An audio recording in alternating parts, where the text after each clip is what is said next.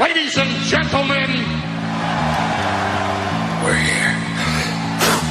I'm part of the Kliq, isn't everybody? Yes! Yes! Yes! I got an idea, yeah. Beat up John Cena!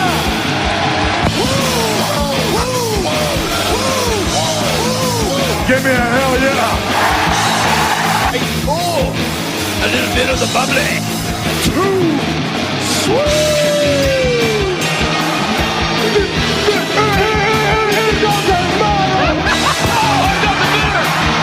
This is where the power lies! I am the man. If you can, survive! It's showtime, folks! The following episode is scheduled for one fall, and it is for your listening pleasure. This is In The Kliq. What's up, everybody? Baby Huey here, and joining me once again is my brother Tommy. How's it going? I'm doing good. How you doing? And joining us also once again is our good brother from Pro Wrestling 101 on Instagram. It's Richard. How's it going? Peachy, how are you guys? Doing awesome. Here we are coming off an excellent show from NXT. It was NXT TakeOver, Stand Deliver, Night 1, live on both the USA Network and Peacock. And man, what a show. So much fun, so much to get into. Richard, just kind of your initial thoughts overall on this show tonight. When it comes to NXT takeovers, I was underwhelmed. Really? Yeah. Man. I think there was a lot on this show that didn't deserve to be on this show. Interesting. Okay. Now I look forward to get your thoughts on this and, of course, breaking it all down. Yeah, I mean, I kind of enjoyed the setup, though. As far as it was interesting to see more people in attendance in the crowd over at the Performance Center or the Capitol Wrestling Center. Yeah, so they had more people in attendance. Even like on the one side where they usually have like the contract signing or people standing up on top of the ramp, that's where they had some more seats. And on the hard camera side, they had some more people sitting over there. So it looked like they try to pack up the place, get as many people in attendance. I enjoyed the actual setup for this show, though, as far as on top of the ramp, they had the big skull, and then in one corner, had the big WrestleMania skull in the corner. Nita Strauss came out, did a national anthem. I wasn't really a big fan, though, of like that fake chain link fence graphic that was on the TV screens. Richard, did you notice that at all? Just No. Okay, yeah, they had that up there, and it was a little distracting to me, but, by a couple matches in, I kind of didn't even notice it anymore. When the lights were down, they had, like, those lights under the fans, it looked like. So they had a nice little glow on the fans there. I thought that was kind of a cool little touch. Did you watch this on Peacock or on the USA Network? Just curious. Peacock. Okay, Peacock. Yeah, so we did too. So it was kind of cool. Obviously, with Peacock, we were able to watch the East Coast time, and then they had no commercials. So when they went to a commercial break on USA Network on Peacock, it just kept the full screen, no picture-in-picture. You saw the action, the commentators doing their thing. So I thought that was kind of cool. I like that. And I kind of like the ramp went straight out to the ring, very connected there instead of going downwards. So I thought that was cool. But yeah, Richard, did you happen to catch the kickoff show at all? No. Okay. I had a little bit of trouble finding it on Peacock at first. Interesting. Okay. Because I didn't know that's the first time I've had to really search. So I went to channels, and everything on channels was like a previous NXT television show. So I wasn't sure if it was actually on Peacock at first. Okay. And went around, and it was under like where they have the regular TV shows. Yeah. So watch it there. Okay. Gotcha. Okay. Well, we caught in a little bit late, so we tuned in right back like halfway during the Zoe Stark, Toni Storm match. From what we caught, the second end of this match looked pretty good, competitive. Zoe Stark, as we talked on one of the previous episodes, she's been getting a lot of great ring time over the last month and a half, which is some of the big names of the women's division. So despite her losing a lot of these matches, she's in a good place as far as just going out there and competing with the top stars. So she might be, they might see big things for her down the road. But she actually pulled off a big victory, a surprise over Toni Storm, a roll up. They kind of went back and forth. And Zoe Stark picked up the win. So a lot of people are just speculating, is Toni Storm going to be moving on over to Raw or SmackDown? Just the fact that she won like this. So I don't know. I mean, I feel like Toni Storm didn't really get to do much in NXT Prime. I mean, her main success so far in WWE was over NXT UK. So, but keep in mind, anytime anyone ever loses a match, the internet speculates that they're leaving. Yeah, I mean, it's just, this time of the year with, the Raw after Mania, there's going to be just a lot of speculation who's going to show up on Raw or SmackDown next week after WrestleMania, big returns, quote, call-ups. So everyone just from a fantasy booking standpoint likes to guess. Next up, the actual show kicked off. The opener was Pete Dunne taking on Kushida. Richard, I kind of anticipate your thoughts already because we were texting about this back and forth, but please share with the rest of the Kliqsters your thoughts on this opener here. This is not a joke. This is not me being funny whatsoever, but this is the last time I will watch a Pete Dunne match. Really? Every single Pete Dunne match is the same match, and it's boring. I'm done with him. It's just as far as, like, it's very predictable movesets and... The same thing. It's the exact same thing every time. It's the stupid joint manipulation stuff, and then they fight over that for 5 minutes, and then somehow someone wins the match. So I'm done. He's boring. He does nothing for me. Yeah. He's this generation's Steve Blackman, but he's got more of a push. Yeah. I hear what you're saying. Yeah, for me, like... Listen, I know Pete Dunne, Kushida are obviously known for their techniques in the ring. And, Pete Dunne, it seemed like anytime Kushida threw a punch or a kick, Pete Dunne would just try and counter into a technical hold. But specifically with the hands, every time Kushida threw a punch, I felt Pete Dunne try to catch it and just try to break the fingers. And I'm with you. I'm a little burnt out on seeing that move set. Just as far as, it's like it's becoming kind of predictable. It's like, okay, he's going to try to catch someone, counter someone, and then try to break their fingers. And it's like, come on, man, do something a little bit different, with your strategy. I mean, he does some other great things in the ring, but it's like it always, when he does, his finisher, oh my God, what's the name of it? I'm not blanking. A great finisher. But, I mean, like you're just too nice of a person. That's the problem. Well, no, but even like 2 years ago, I was in attendance at that takeover in Brooklyn with Walter, and that was a lot of fun. I mean, but then again, kind of looking back on now, Walter really made that match, but he's doing the same thing 2 years later. Exactly.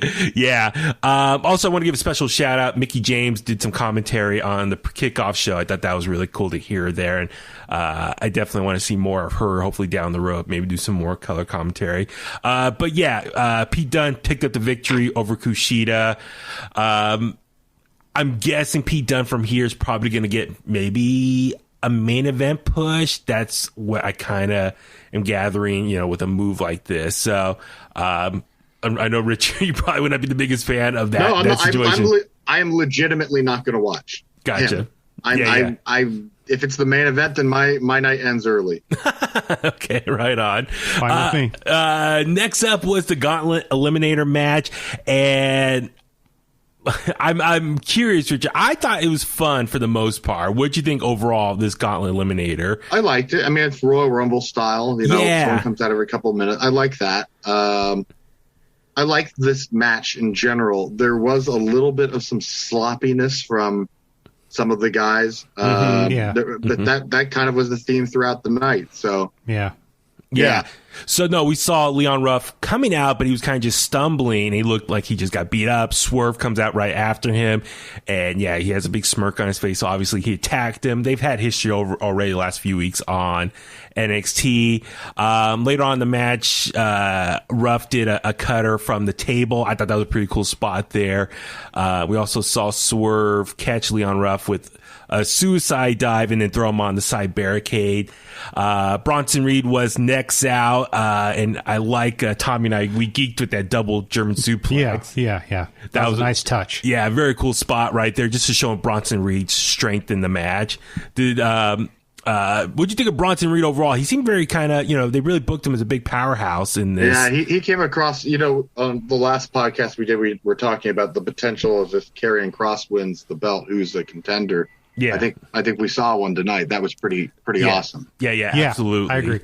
And then next up after that was Cameron Grimes at the number 4 spot. And of course, he had a bunch of money with Gave some money to Swerve Scott. Yeah, he tried to pay off Swerve Scott to help him attack the other guys in the ring. So, but Richard, I do like your idea that hey, tax day is coming up pretty soon, so maybe we could see the end of this generation's $1 million man in the near future. But he gave some money to Swerve. Swerve helped attack some of the guys. He had some money in his trunks and stuff. And then next out was Dexter Lumis at the 5th spot, as we saw already from last week's TakeOver the Order.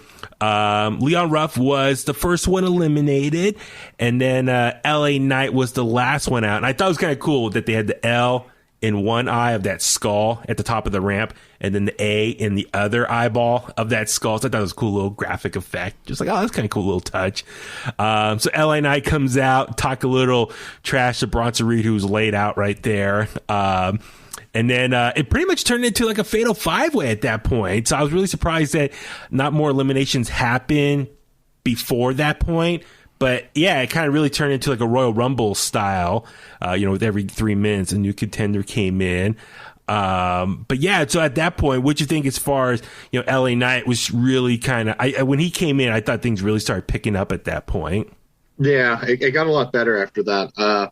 I was pretty surprised that Dexter Lumis got eliminated as early as he did, considering I think all 3 of us thought that he was going to win it. I know. Just, Tommy and I were talking, it just seems to make sense because of his history with Johnny Gargano up until this point. Like, even though LA Knight's new, the way he came out, just talking trash the way he does, I thought he was going to be eliminated before. Yeah. So LA Knight pinned Dexter Lumis. As far as as you said a second ago, things were not completely clean. I thought when he jumped over Dexter Lumis to get that pin, it looked like his feet were under the ropes, and so technically the ref shouldn't have counted it. They should have scooted back a little bit more, but. Well, only if the referee sees it. Yeah, that's true. But I'm just saying, when you're talking about a little bit of sloppiness, that was something I saw. I was like, that could have been, executed a little bit better. But then Bronson Reed pinned LA Knight. And so LA Knight was very much shocked. And, Bronson Reed started racking up some of the pins there, just being booked strong. And then, we see, Dexter Lumis attack LA Knight afterwards. So they're both outside the ring. They're attacking each other. So is that potentially going to be a new feud that we can see come together on future episodes of NXT? And then Cameron Grimes threw Swerve.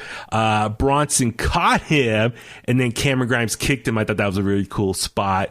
Later on, just keep showing Bronson Reed's strength and how strong he is. And then we saw Swerve and Grimes team up against Bronson Reed, so really just 2 heels going up the baby face. And then Swerve rolled up Grimes. He kind of pulled a fast one on him and had a handful of tights. So Grimes was eliminated. And I was shocked that, Swerve was one of the final 2 at that point, just because, Swerve hasn't been booked the best as of late, but maybe this is a big turning point for him. And then we saw Swerve hit that 450 on Bronson. That was awesome. And then he started kicking the back of Bronson's Reed head. He went for a 3rd attempt. Bronson grabbed him by the neck. I thought that was really cool. And then, but then Swerve countered and then ended up hitting the 3rd shot at the back of the head. But Bronson was able to fight back and hit the tsunami for the win. So, Bronson Reed is going to be challenging Johnny Gargano tomorrow night on NXT TakeOver Night 2 for the North American Championship, and Johnny Gargano came out to taunt him. So, it makes sense. Babyface heel dynamic going here. Richard, do you think Bronson can pull off a victory and become new North American champion? Yes. Yeah. I mean, Johnny Gargano doesn't have a great track record on takeovers anyway. So, we've seen them test the waters in the last year with Bronson Reed. So I would guess that they're going to crown him here, especially it being such a big weekend or week. Mm-hmm. Yeah. Well, also he was pretty close because remember he was in that ladder match at TakeOver last summer, and Bronson came pretty close there. What? Listen to what you just said. Last summer. Yeah. No, was it almost 8 months now at this point? I'm trying to think. Was that August? It was around July. Or July? Yeah, July, August. So yeah, it's over 6 months. So he's ready. He's like it feels like he's fulfilled everything that they've wanted him to building up to this. So, the weird thing with that title is that it doesn't look like there's a clear roster of people that are after that belt. You know what I mean? It's just another belt. Yeah. I mean, it's definitely their mid-card title, but it's Cruiserweight Plus. Yeah, I mean, I guess because they have so many guys in the mid-card division right now, I guess, but it's a good point. There's no clear person to probably go after that next. And so, I mean, I guess if it's a case that they have so many people on the roster right now, so I think hopefully post-WrestleMania, and maybe when the dust has settled, they can kind of start building up some better contenders to have a clearer path or desire to go after that championship, because I do like that championship. I think it could be a really fun title to have in NXT. So I think as they're trying to rebuild the tag team division the last couple months, hopefully they can start rebuilding that North American Championship title scene as well. So that's a good observation there. Next up for the NXT UK Championship, it was Walter taking on Ciampa. Ciampa comes out very much, Tommy, you noticed he had the shaved head going on. Yeah. He had the tights on. Yeah. Very much looked like he's trying to recreate his 2018 look. And that was something the commentators were really latching on to. Is he the 2018 Blackheart again? Totally shredded. He was ripped. He had, just the cut with all the muscles popping out. Tommy, you like how the announcer had the mic drop came down? Yeah, I mean, I know Richard doesn't really care for that, but I thought it's always a nice touch for me. Yeah, a little old school feeling, the Championship Wrestling logo. For me, it just takes so long because they have to show it off. I'd rather just the slow be there. drop down. Yeah, I'd rather just be there. I know. Yeah. So, but yeah, Richard, what do you think of this matchup? Walter, I think a lot of people think he's really special. He doesn't come overseas here in America too often. So when he does show up, it's supposed to be built up as a really big deal. And so I think a lot of people were just excited to see him back on U.S. soil again. I thought it was good. It was not up to snuff for Walter. Good is not good enough for Walter. Walter is great. Walter is always great. Ciampa looked amazing. Ciampa worked amazing. Yeah. My problem is, like you just said, we don't get to see Walter that often over here. So we've seen Walter do the chop or a punch and hit the ring post. Yeah. Here, he punches through the announce table thing, which is cheap wood.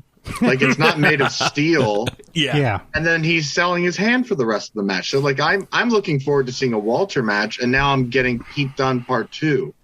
Like, you're just working. Like, why are you working over the same body part that we saw worked over in a previous match? So, like, I'm impressed with Ciampa, but I wanted to see Walter do Walter's thing, and I didn't get to see Walter do Walter's thing. So yeah. I mean, early on, I really felt like there was anticipation for that first chop to come through. He finally hit it when Ciampa was running off the turnbuckle, so that was cool. Just all right, get it out of the way. You know what it is? It's Indiana Jones 4. It's not a bad movie, but it's not a good movie. Yeah, I know what you mean. Okay, I got what you're saying. Yeah. But yeah, and we're all Walter fans. Yeah, absolutely. Yeah. Of course, we love Walter. Cool to see. And what have they done with his music?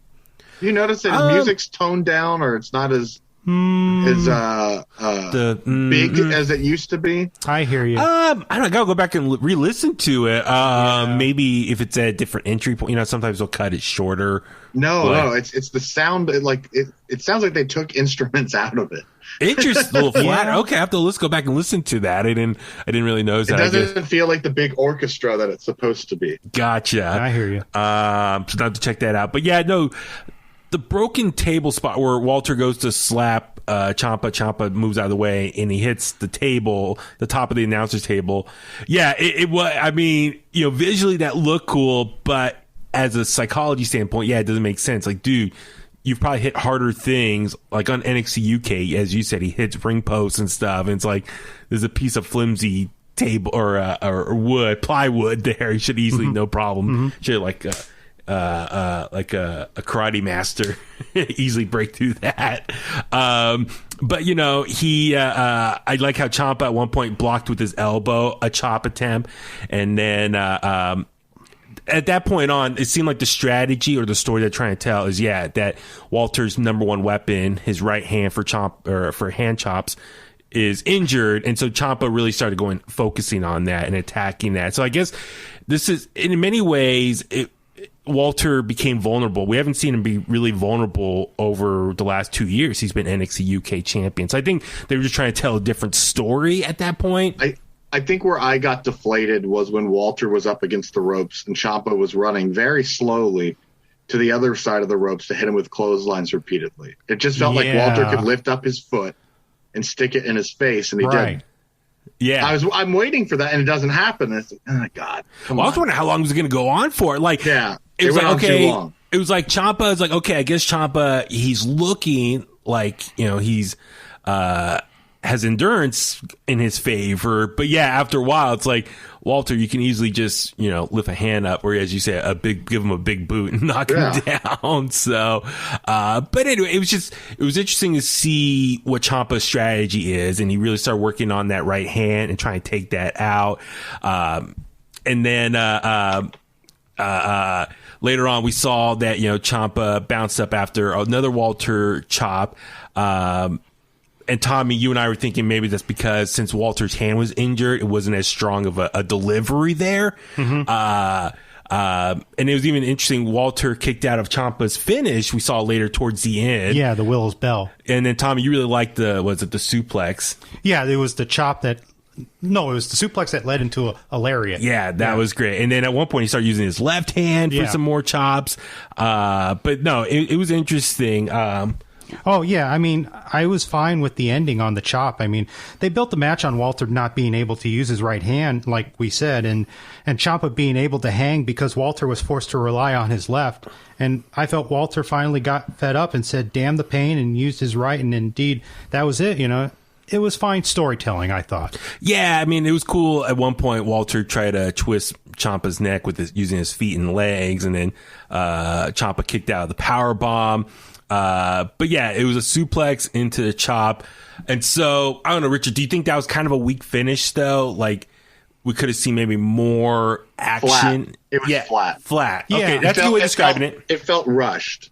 Yeah, out of nowhere. Yeah. But yeah, Walter picks up the victory. He was still selling the hand afterwards. Imperium comes out and he stands with them. Even Walter's chest was a little red as well, so that's a little bit of a sight we're not normally seeing. It's the other way around. Yeah. But hey, Walter is once again NXT UK champion 2+ years now. So I'm guessing at this point he'll just go back to NXT UK, fly back over there, and continue his title reign. We saw a promo for Frankie Monet. I guess that's officially Ty Valkyrie's new name in NXT. We saw the dog running around. So yeah.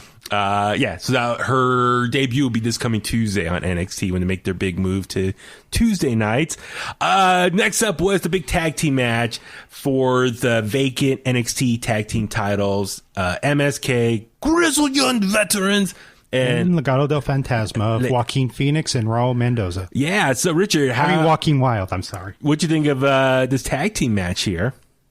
This got my attention. I thought this was a lot better, but at the same time, just a lot of kind of mistakes. I'm fine with mistakes, but this was just sloppy because it's high spots and people waiting for the high spots. I hate that. That takes me out of it. Totally agree. Yeah. And I think a large part of that is that you've got smaller guys trying to lift bigger guys, because I didn't see any holes in the game of the grizzled young veterans. But when MSK are lifting up Zach Gibson's like a person and a half compared to them. So yeah. But the action was stellar. Like by the end of it, I'm thinking like this feels like a three-way tag team match between the Hardys, Edge and Christian, and the Dudleys. Yeah. No, the second half things picked up. I'm with you. The first half seemed, or at least the first third, seemed kind of chaotic. Everyone was kind of getting in and out of the ring, and I feel bad for the ref trying to keep everything organized. At one point, it seemed like Legado disappeared for a bit, so it was really MSK versus Grizzled Young Veterans. Grizzled Young Veterans were really isolating Nash there. West finally got the hot tag and started, overcoming the odds there. Legado did that really awesome double team move where one of them was a jump through the middle of the ropes and the other one jumped over the top of the turnbuckle. Yeah.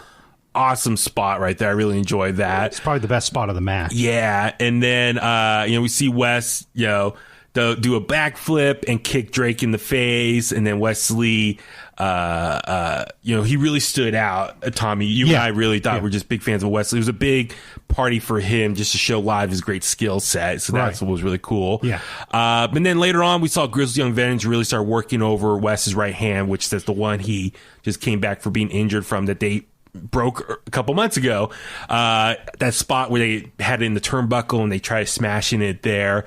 And then towards the end, we see this great submission hold. Grizzled Young Veterans are trying to submit Wes. Nash comes in, Gibson is trying to submit Wes, and then Nash tries to come in and make the save. Drake is holding him down.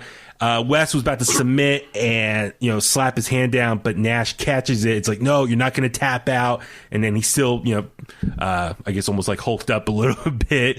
And then, we saw Grizzled Young Veterans, hit the Doomsday device off the ramp. I thought that was pretty cool. Anytime we see a Doomsday device. I'm with you. It's just I get so conflicted when I hear Doomsday device.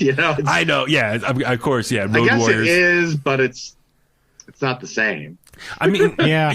No, is there was there a previous name before that? Before Road Warriors started using it? They're the first. Gotcha. They're okay. The first, for sure. And then once we saw Grizzled Young Veterans and MSK face off, they were standing on each side of the ring, come in, turn into a hockey fight, going after each other. Nash with the double cutter on Grizzled Young Veterans. Yeah. I think what could have made this match better, hear me out here. Okay. We're listening. It feels very stereotypical that you have one team beating on the other team, and then the other team comes and kind of breaks it up. I think I would have liked it a little bit more if the Grizzled Young Vets were beating on, let's say, Mendoza and Wes. Instead of both members one of one team at a time. Yeah. Because it adds a different dimension. They might, the opposing team members might have to work together to overcome them now. Interesting. Well, that's in general, to me, triple threats. I'm kind of on the fence how much I really enjoy triple threats in general. I don't anymore. Yeah, just because to me, normally triple threats now, they start out all three in the ring, and then usually one rolls out of the ring, acts hurt, and then it's just one-on-one, and then someone else, then that person comes back in, and another person takes a break. Yeah, they're getting played out and redundant. Yeah, it's mostly one-on-one, and someone's outside just, taking a timeout and then coming back in and rotating. And this match definitely had a lot of those elements, even for a triple threat tag team match. There were a lot of times where a team would take a break and then two other teams would go at it. So that's an interesting point. They can change up the dynamics a little bit better as far as, Yeah. Hey. I mean, when they hit that, was it Shankly Gates? Is that what it's called? The submission where Wes was about to tap out. Yeah. And then they grab hands. I'm thinking in my head, before they even grab hands, okay, where's Legado de Fantasma? But if you don't have that dynamic, it's kind of oh, okay. Because it also kind of feels like the guy just broke his hand, right? Right. It's you would think his best friend and tag team partner is more concerned about his health than winning titles. But he wants to win those titles, so he breaks up the count. But if you had Legado DJZ there, Yeah. and he grabs his hand because that means that team wants to win the belts and they don't want the match over. Events. It makes more sense that way. Yeah, because they can lose without being pinned or submitted. So they're like, we're going to help the other guy They from have not a getting vested submitted. interest in not letting him tap out there. Good point. Nah, that's a really good point right there, psychology-wise. Ultimately, we see MSK hit their finisher on Grizzled Young Veterans and pick up the win. They are the new tag team champions. New tag team champions. I was a little bit shocked. I would have been happy with any of these three teams. I felt like Legado what is it? Legado del Fantasma. I feel like they forced their way into a noticeable position tonight because I wasn't thinking much of them in this match whatsoever, and I was like, God, that was a great match. Yeah. It's I was talking to Tommy off the air. I was kind of hoping maybe Grizzled Young Veterans would win, go from a heel back to another heel, and then MSK, since they've been off TV for a minute with the hand injury, build them back up and they go on the chase, the babyface chase to get those tag titles down the road. Like maybe have them get some wins over some other tag teams. Grizzled Young Veterans can get some wins over some other tag teams. And then, they have these parallel, records going as far as building up wins, and then eventually come to a head at some point, maybe at the next takeover or something. But, I'm fine. MSK, obviously, the powers that be have a lot of faith in them. They were one of the big free agent signings, I believe, end of last year. So, MSK, wasn't there three of them? Yeah, the Rascals. So Trey Miguel, he's still an Impact Wrestling. Oh, that was a good choice. I know there's a bunch he said versus he said of who. Like, why is Trey Miguel not there? A lot of people are like, oh, he should be in NXT, but then there's different reasons apparently why. Why? I think it's his family. Well, yeah, Trey Miguel said, I think there's some family. Were they a WCW family? No. We don't watch WWE. There you go.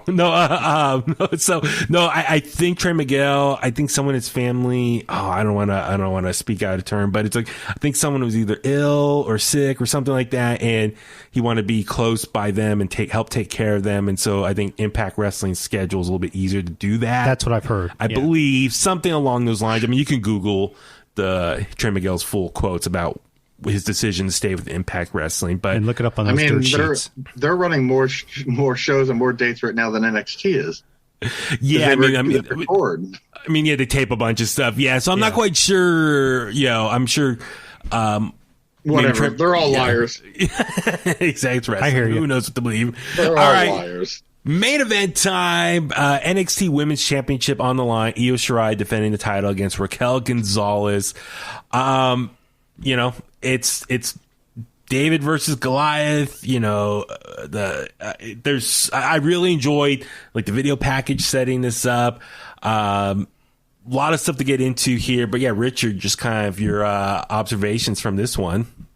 This one, I felt like it is the only match on the show that delivered to a takeover quality of a match. Interesting. Okay. Like this was the best part of night one. Cool. Exactly for what you just said, that you got David versus Goliath. Therefore, Io Shirai changed her style quite a bit, where she was doing a lot more high risk, high flying moves, almost high moonsaults and diving off of the skull. Yeah, that was scary, by the way, with the sound that her knee made when it hit the grate. Like the same. That is exactly how a match like that should go, unless you're a technical wrestler. Yeah. Yeah, absolutely.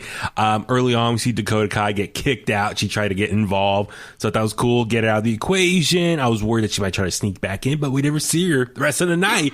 I really like Io Shirai's pacing. I mean, she can go from high flying moves into hard hitting spots. So it's just God, the way she's always consistent. Yeah, the way she can map out her match.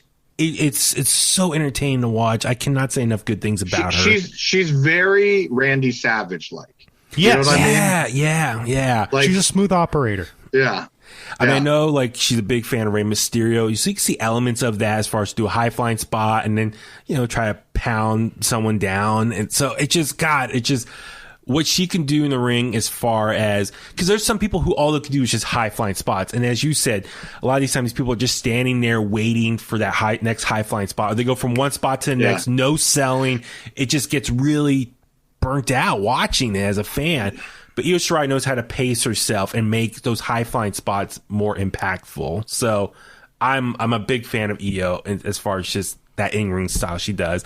But yeah, she jumped off the skull like 20 feet up, as Wade Barrett said. Like at the she did at the In Your House pay-per-view. I mean, they should do a it was higher. Yeah, do a collage video of all her jumps now. It's like, okay, that was one thing I wish that they did not have, is all the different camera angles from up there, because it's just like, come on. I hear you. Like it was planned out. Yeah. But there was one spot. Did you notice it looked like it was supposed to be a power bomb, but then Io like landed on her face.